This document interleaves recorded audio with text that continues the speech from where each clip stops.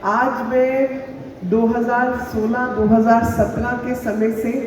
अब तक की जो यात्रा हुई है उसमें शामिल सभी लोगों को याद कर रही थी। और ये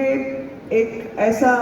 सर्कमस्टांस है कि आज नरेश जी हमारे बीच में हैं। जब हम लोगों ने बैठकर ये निर्णय लिया कि मंदिर मार्ग पर स्किल ट्रेनिंग सेंटर खुलना चाहिए और भारत सरकार की योजना को हमें ज़मीन पर उतारना है, और प्रधानमंत्री जी ने जब कहा कि पूरे देश के अंदर जब इस देश की शक्ति युवा शक्ति है, उस युवा शक्ति को हम बर्डन माने या उस शक्ति को हम अपनी शक्ति बनाएं। वो शक्ति तभी संभव है जब हमारे युवा, जो कि 60% से ऊपर इस देश की जनसंख्या युवा है, उसको हम कौशल विकास की ओर लेकर चलें। जब तक कौशल विकास नहीं होगा, जब हाथ का हुनर नहीं होगा, तब तक इस शक्ति का प्रदर्शन नहीं होगा। और इस युवा शक्ति को हमें गिनती के माध्यम से ही नहीं बल्कि देश के विकास में शामिल करने के माध्यम से और इस कार्यक्रम को बढ़ाना है। तो मंदिर मार्ग के जो हमारा सेटअप है उसकी शुरुआत हुई, बाद में भला जी आए और आज की तारीख में अमित यादव जी। और लेफ्टिनेंट गवर्नर साहब के बारे में मैं आपको कुछ बात बताना चाहती हूँ, और आज का मौका मुझे लगता है कि सबको ये जानकारी होनी चाहिए। 2014 से पहले खादी के विषय में जिस प्रकार की जानकारी लोगों के बीच थी आप सबको मालूम है, लेकिन खादी के चेयरमैन जब सक्सेना जी बने तो माननीय उपराज्यपाल जी ने जब चेयरमैन के रूप में काम किया तो खादी को लगातार उसकी सेल भी बढ़ी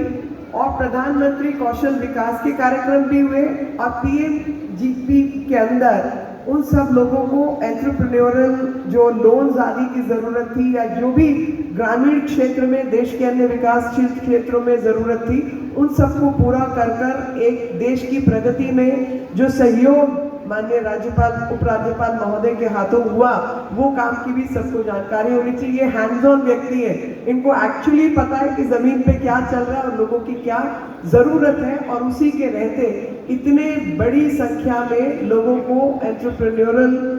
मेथडोलॉजी के माध्यम से लोन का, उनके पर्सनल विकास का, कामकाज का, वो सब का कार्य संभव हो पाया। और मुझे अभी जब मैं सबसे बात कर रही थी, काफ़ी लोग मेरे क्षेत्र के, कुछ लोग क्षेत्र से बाहर हैं, लेकिन जब बात कर रही थी तो यही जानकारी सामने आई कि जब ये सर्टिफिकेशन आपको मिल जाती है, इस सर्टिफिकेशन के दौरान जो ऑनरेरियम है 3-3.5 हज़ार रुपये होता था, मुझे अपनी जानकारी नहीं है, वो भी भारत सरकार आपको देती है ट्रेनिंग प्राप्त करने के लिए, ताकि बच्चों को आसानी से ट्रेनिंग मिल पाए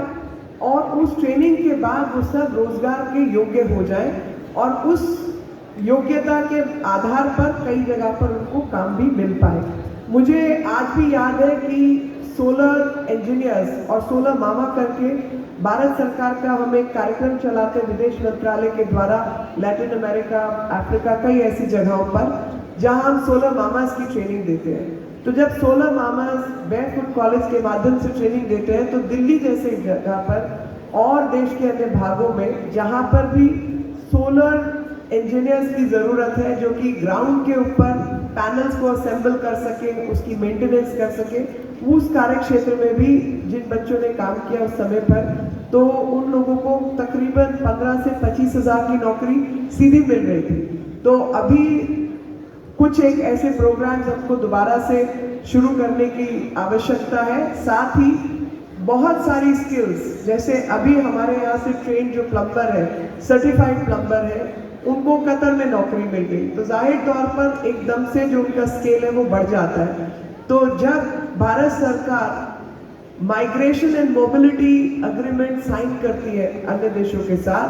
तो वहाँ पर मैन पावर की भी ज़रूरत रहती है, और अगर वहाँ पर सर्टिफाइड मैन पावर हमको मिलती है तो देश के विकास में, और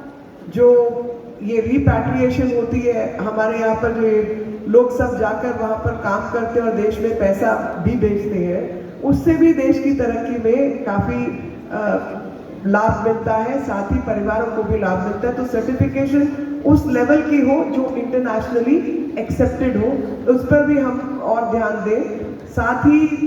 अब 5G रोल होने वाला हो चुका है, तो 5G रोलिंग के साथ हमको 5G के अंदर ट्रेन टेक्नीशियंस की ज़रूरत है। तो मुझे लगता है कि NSDC को मैं ये ज़रूर आग्रह करना चाहूँगी कि अगली ट्रेनिंग प्रोग्राम खास तौर पे दिल्ली और अर्बन क्लाइमेट को देखते हुए आप लोग 5G के रोल आउट के लिए जो भी टेक्नीशियंस और अन्य लोगों की व्यवस्था की ज़रूरत है उसका भी एक कोर्स शुरू करें, ताकि आने वाले समय में जो हमारी तैयारी मैन पावर की होनी चाहिए टेक्नोलॉजी के साथ साथ वो भी हम पूरी कर पाएं।